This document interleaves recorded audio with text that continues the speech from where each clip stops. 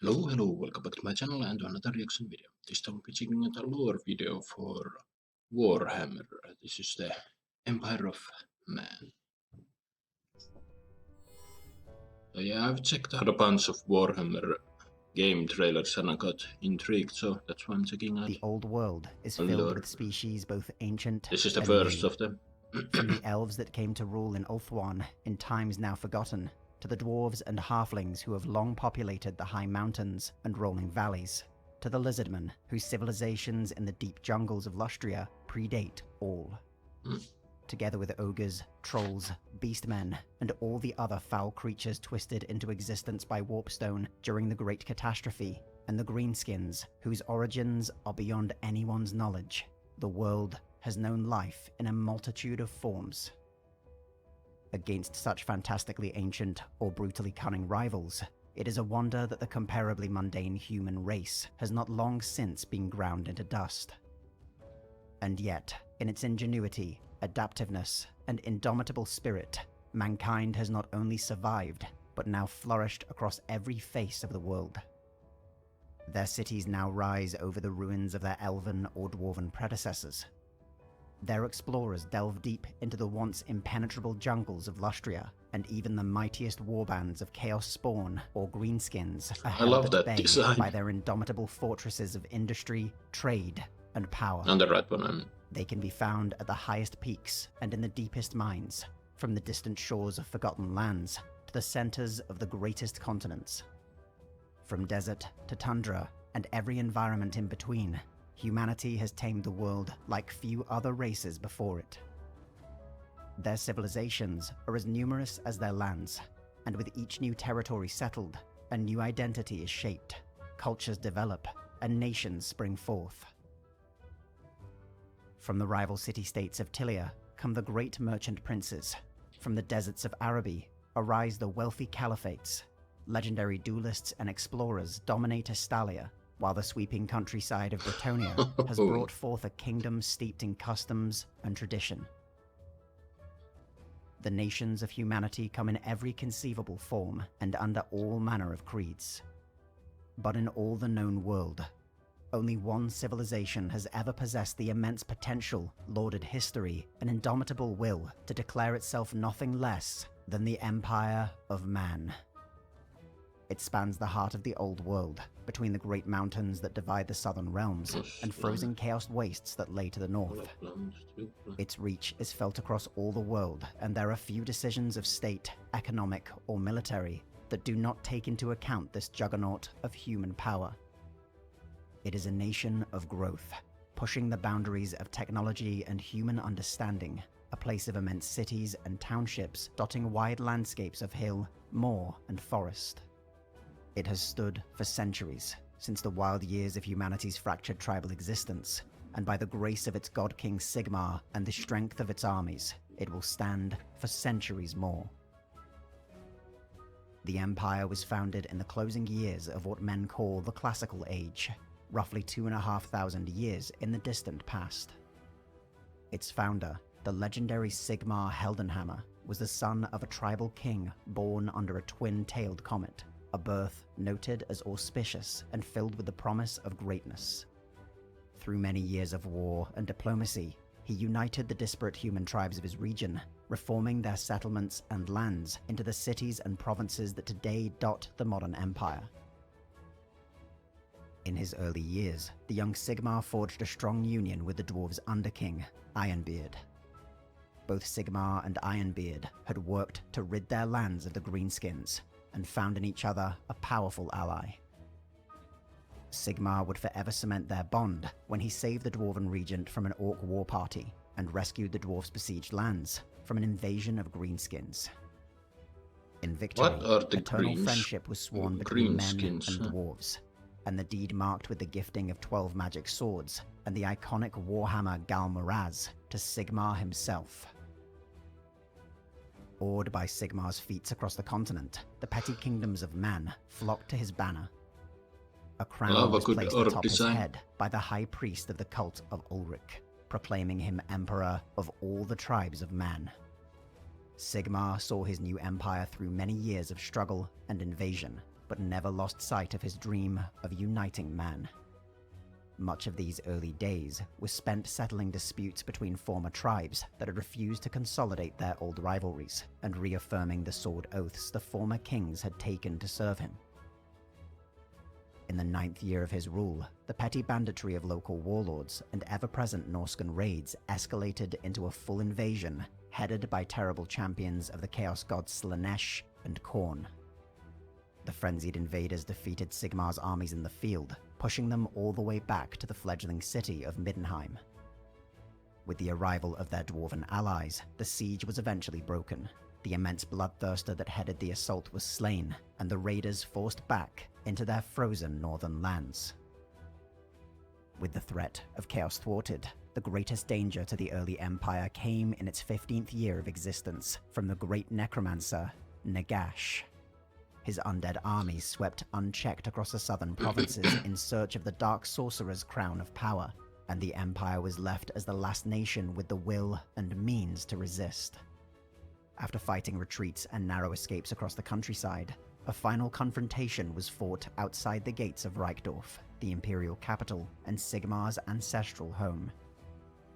Donning the necromancer's own crown to protect himself from dark sorceries, Sigmar pushed into the center of the undead army and faced Nagash in single combat. Although outclassed, Sigmar was able to distract the necromancer by moving to destroy his crown, letting him land a mortal blow with Gal Maraz. With Nagash's spirit banished, his undead army fell apart. Such heroic deeds marked the 50-year rule of Sigmar, which ended when the first Emperor of Man set off to the east for an unknown purpose and to an unknown fate. With his passing, the system of Elector Counts was established, turning former tribal kings into the 12 Elector Counts and enabling these provincial leaders to elect a new emperor from their own ranks. For centuries and millennia, the power of the empire has remained spiritually in the hands of the emperor, but in reality comes from the Elector Counts. Though the emperor raises and leads armies, can summon the Elector Counts to court, and holds nominal reign over the empire, each province operates with a level of relative autonomy. Likewise, wealth is taxed in the emperor's name, but concentrated in the hands of the most powerful families and largest cities. Across the ages have come emperors that sought to rule purely through coercion, only to find their coffers empty and their armies in full rebellion. Periods of misrule such as these have led to a civil war that set the empire into ruin.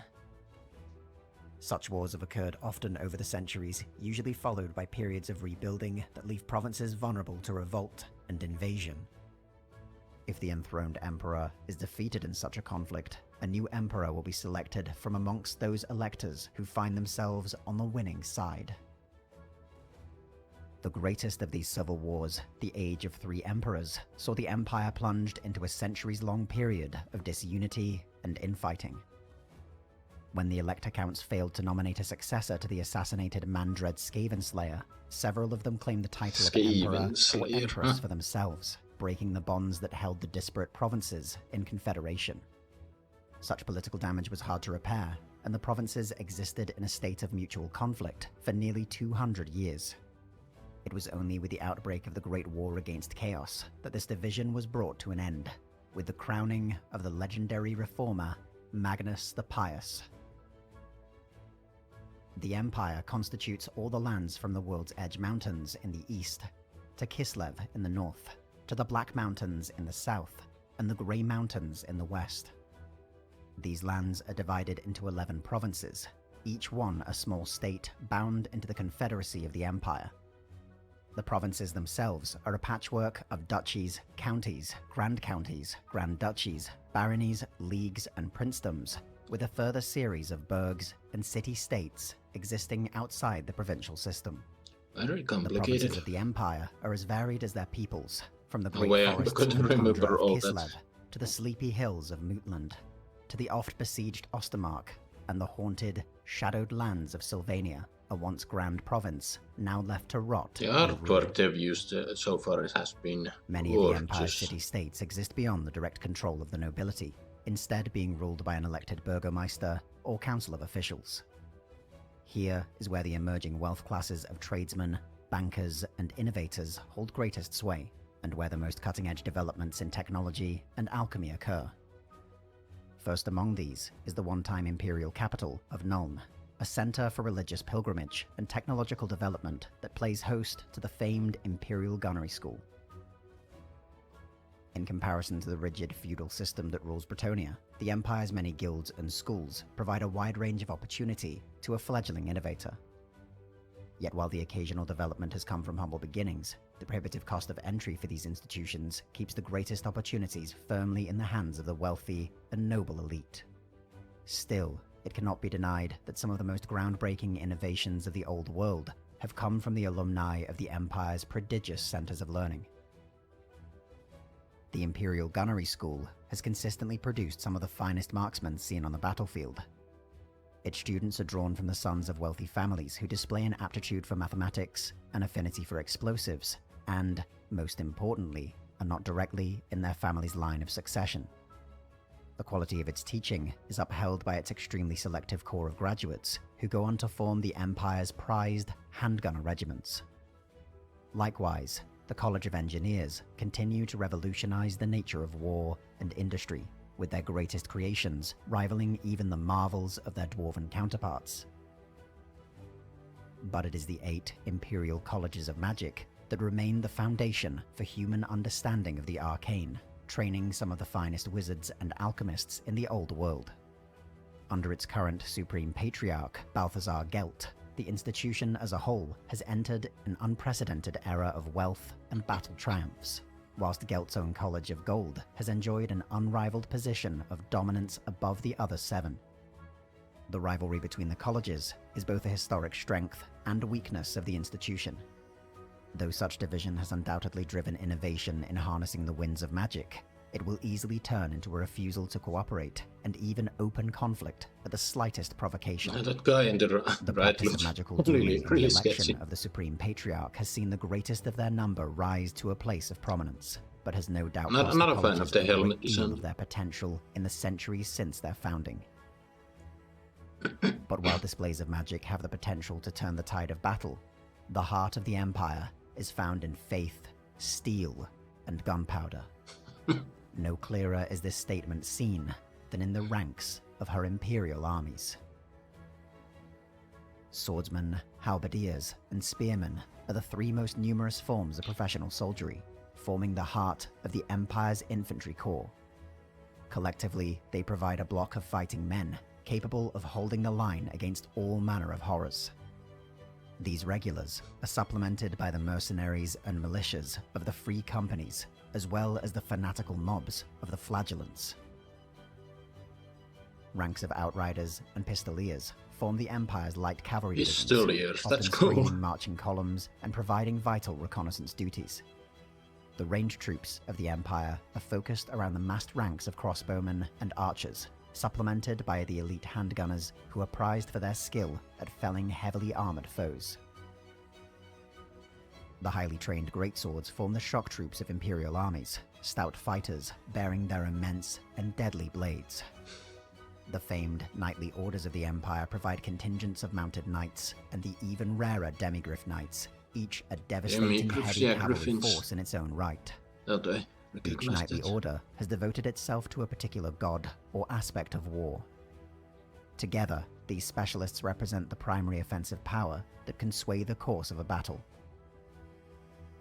The College of Engineers supplies the Empire's most formidable engines of war, from the great cannons and mortars that devastate ranks of enemy soldiers and tear down fortress walls, to the extremely powerful but notoriously unpredictable Hellblaster volley cannons and Hellstorm rocket batteries.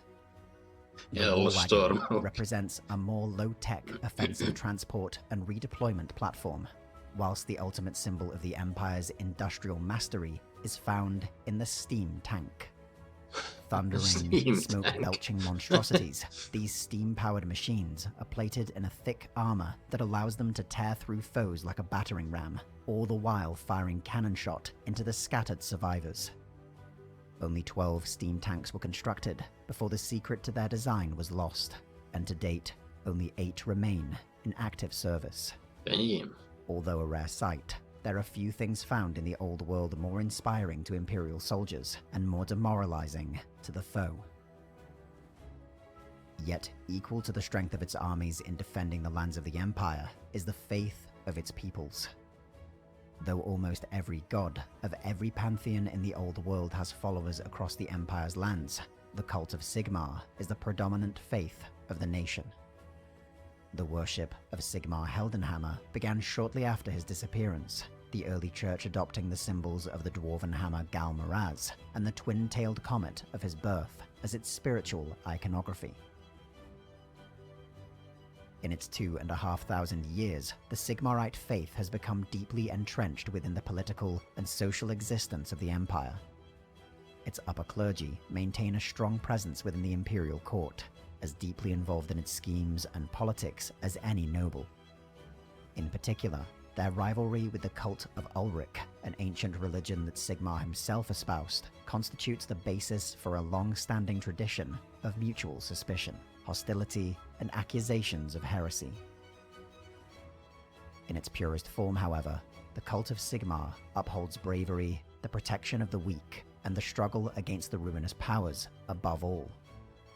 Its grand theogonist, Volkmar the Grim, is a celebrated warrior priest with a long record of meeting the forces of chaos in open battle, bringing the rage of Sigmar down onto the servants of evil. His most recent crusade against the undead armies of the vampiric von Carsteins is a righteous struggle that brings hope to those most vulnerable to the horrors of Sylvania. The warrior priests and flagellants of the cult can often be found in the farthest borderlands, policing the sinners of provincial villages to the chagrin of the local magistrates. However, when the band of orcs, beastmen, and Norska return to raid and pillage, these chanting mobs are the first to answer the call to arms, seeking to honor Sigmar's memory with blade and hammer. The Empire's history is shaped by war and struggle, one that has continued unrelentingly into the modern day.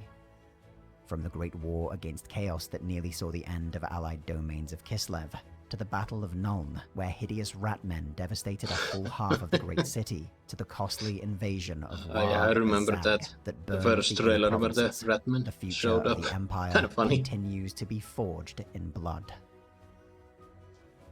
As he enters his 20th year of regency, Emperor Karl Franz is faced with a realm beset from within and without. The return of Manfred von Carstein to his ancestral seat of power in Sylvania threatens to inflict the horrors of the vampiric wars on the Empire once more. Invading bands of orcs and beastmen grow ever bolder, striking deeper into the heartland of the Empire and melting back into the forests before any army can intercept them. On the quietest nights, the rumbling of machinery deep under the earth betrays the presence of a great and terrible under-empire, even as imperial officials refuse to even confirm the existence of these rumored rat-men. Above all, the long shadow of Archaon, ever-chosen of chaos, casts the mightiest realm of humanity into despair. In a sick parody of Sigmar's uniting of the human tribes 2,500 years before, Archaon has quested and fought to unite the disparate Chaos warbands and Norska clans to his rule. Now they march south, shadowed by demons and burning as they go, aiming to cut the heart from the Empire and drive all the world to ruin. What is that sword on his left? And yet, in the face of the greatest existential threat in its long history, tales of victory and heroism continue to inspire the beleaguered defenders of Sigmar's realm. The memory of the Throne of Chaos invasion is still fresh in the minds of many aspiring gunners, where the infernal machines of the Chaos Dwarves were smashed apart at Nuln by the heavy batteries of the College of Engineers.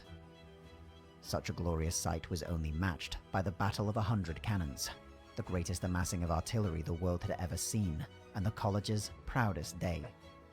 To the common peasants of Middenheim, the exploits of Elector Count Boris Todbringer against the beastman warlord Kazrak One-Eye bring hope that these deadly raiders are at last being dealt with.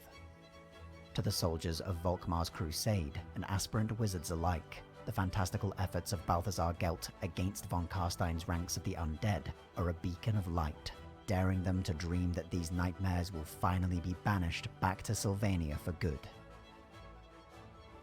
At the heart of it all stands Karl Franz, the Emperor and heir of Sigmar, bringing the thunderous rage of the Empire down upon those who would defy it. As a leader of armies, the Prince of Altdorf is proving to be unmatched, winning victories as formidable as the Siege of Bloodkeep against the Vampiric Order of Blood Dragons, and the Battle of Norduin against the Men of Bretonnia. As a statesman, his skill is unparalleled in the Old World. His alliance with the dwarves under High King Thorgrim Grudgebearer stands as strong as it did in the days of Sigmar himself, a certainty that brings hope to those whose homes lie in the shadows of the Great Mountains. Together with all the nations of the world determined to keep the madness of the ruinous powers at bay, the Empire is prepared to fight this coming storm of chaos to the very end. Though the end times grow ever closer, the strength of humanity is unwavering. In the great battles to come, it will be both hammer and anvil against the tide of horrors that descend from the lands of ruin. As long as the name of Sigmar Heldenhammer is upon the lips of the faithful, as long as the twin-tailed comet blazes across the sky, any who question the strength of humanity will find an answer in the Empire of Man. That was epic finish. So yeah, I have seen a bunch of Warhammer game trailers. Just recently I did a react to the whatever return of something to do with Sigmar and whatnot. But yeah, those have been very fascinating. I've been holding back and doing the lore videos for a while, but yeah, here I am. I've done a bunch of reactions to Warhammer 40k, which this has a lot of similarities. The ruinous powers, the chaos gods, they even named them. I just don't remember. And yeah, this Empire of Man is, while smaller in size compared to the Imperium, it's very similar. The Empire of Man is, this takes place on a single planet, while the Imperium spreads across the galaxy and whatnot, but still rich diversity of cultures and whatnot. But one huge difference is that the Imperium is, the galaxy in the Warhammer 40k universe is called the time, have reached the time of ending, so it's literal hellscape wherever you go, even on paradise worlds. But here, in the midst of what seems to be, partly medieval or late medieval or whatnot age, people seem to be living a happy life, healthier life, even though it's more primitive, it's more, better lives. And I'm really bad at explaining. But yeah, they did mention there are some weapons of war that's been built, mostly the, was it not gas, steam tanks or whatever. But yeah, only 12 of them were created before the technology was lost, and now only 8 remains, but they are still formidable war engines. And yeah, they did introduce a lot of the other factions, the Ratmen. I remember watching I don't remember the trailer where I was first introduced to Ratman. That was quite hilarious, but also a little terrifying. So far from the trailers that I've seen, the Vampire Nation, they mentioned that as well. They had they were the most intriguing. I just love vampire mythology and all that, so not to say this wasn't very fascinating. And yeah, a lot of similarities between the Empire of Man and the Imperium is that it's been held together through faith to Sigmar and the Empire as a source of light against the upcoming storm of chaos or whatever. And yeah, I'll be checking out other lore videos, mainly focusing on the different factions that exist. But yeah, what do you guys think? Write your thoughts down below. Are there some videos you know about this stuff you want me to react to? Put them down below. I will check them out when I have the time. Ben Marikson, drop a comment, like, subscribe if you want, and I will see you in another video.